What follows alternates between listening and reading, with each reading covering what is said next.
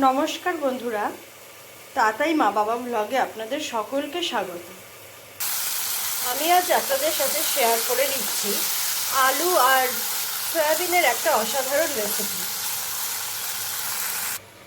আর এই রেসিপিটা কিন্তু দুর্দান্ত হয় খেতে। রুটি, পরোটা, নান, কুলচা এগুলোর সাথে তো খুব ভালোই লাগে খেতে, তবে সাদা ভাত দিয়েও কিন্তু দারুণ লাগে। তাহলে বন্ধুরা, দেরি না করে আপনারাও দেখে নিন আমি আজকে এই দুর্দান্ত স্বাদের সয়াবিনের তরকারি কিভাবে বানাচ্ছি।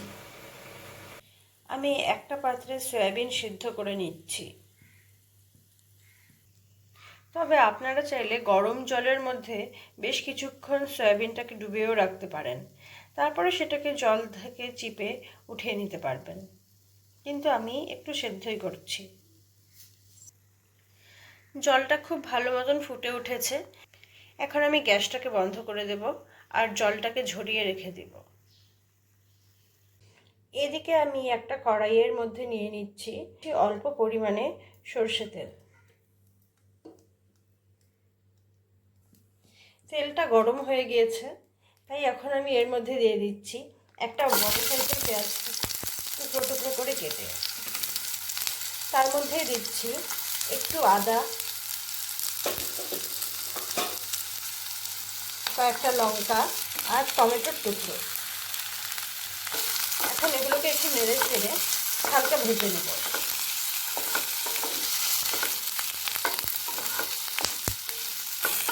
আমার এগুলো ভাজা হয়ে গিয়েছে।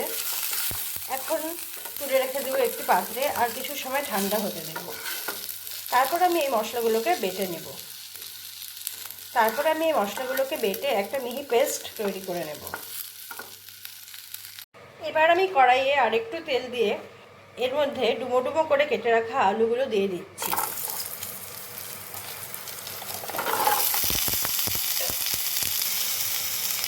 সামান্য নুন দিয়ে আমি আলুগুলোকে ভেজে নেব।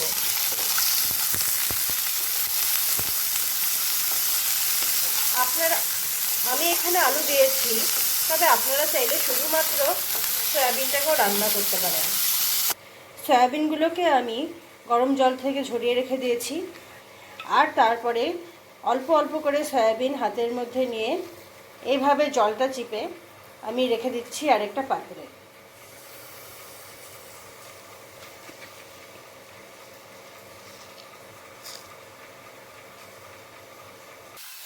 আলুগুলো আমার ফ্রাই করা হয়ে গিয়েছে। আমি এখন এর মধ্যে জল ঝরিয়ে রাখা সয়াবিনগুলো দিয়ে দেবো। সাথে আরেকটু সামান্য নুন দিয়ে আমি এখন আলু আর সয়াবিনগুলোকে আরেকটু ভেজে নেব।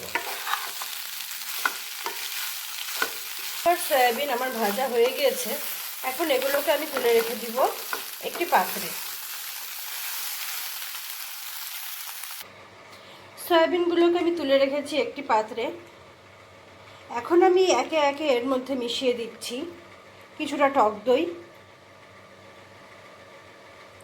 হলুদ গুঁড়ো, লঙ্কা গুঁড়ো, ধনে গুঁড়ো, জিরে গুঁড়ো, কয়েক কোয়া রসুনকে থেতো করে আমি এখন এর মধ্যে দিয়ে দিচ্ছি। এখন আমি সব কিছুকে ভালো মতন মেখে নেব আর কিছু সময়ের জন্য রেখে দেব। আপনারা চাইলে যে মশলাগুলো আগে ভেজে বেটে নেওয়া হয়েছে তার মধ্যে রসুনগুলোকে ভেজে বেটে নিতে পারতেন, কিন্তু এভাবে রসুনকে আলাদা দিলে গন্ধটা কিন্তু খুব সুন্দর বের হয়।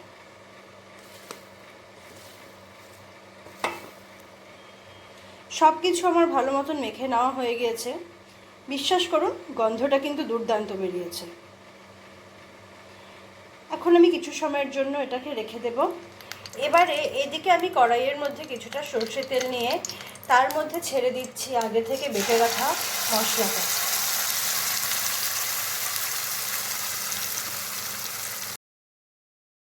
মশলাটা গোটা অবস্থাতেই আমি আগে তেলে ভেজে নিয়েছিলাম, কিন্তু তবুও এখন তেলে দেওয়ার পরে আমি আবার মশলাটাকে কষিয়ে নেব।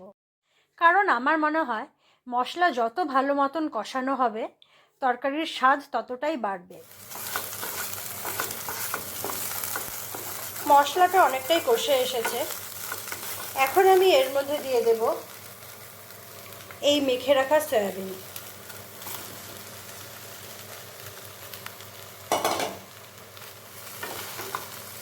সয়াবিনটাকেও এখন আমি খুব ভালো মতন কষিয়ে নেব, কারণ সয়াবিনের মধ্যে রসুন কুচি আছে আর আছে বিভিন্ন ধরনের মশলা। সেই মশলাগুলোর কাঁচা গন্ধও যাতে চলে যায়, সেই জন্যই আমি সয়াবিনটাকেও কষিয়ে নিচ্ছি। মশলা সহ সয়াবিনটা খুব ভালো মতন কষে গিয়েছে, তাই এখন আমি এর মধ্যে দিয়ে দিচ্ছি অল্প পরিমাণে জল, দিয়ে দিচ্ছি অল্প পরিমাণে চিনি। চিনিটা আমি দিচ্ছি স্বাদটাকে বাড়ানোর জন্য। আর যেহেতু আমি আগে নুন দিয়েছি, তাই এখন আমি নুনের ব্যবহারটা একটু কমই করব। তাই এখন আমি নুন দিব, তবে যত সামান্য পরিমাণে।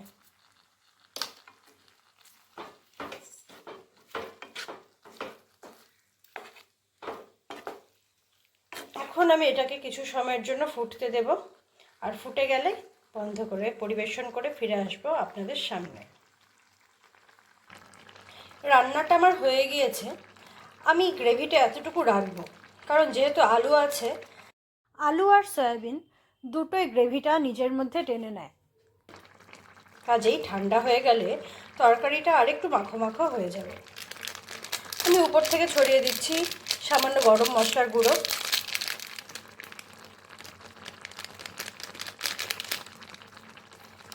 এবার আমি গরম মশলাটাকে মিশিয়ে গ্যাস বন্ধ করে কিছু সময়ের জন্য ঢেকে রেখে দেব। ঢাকনা খুলে ফিরে আসলাম আপনাদের সামনে।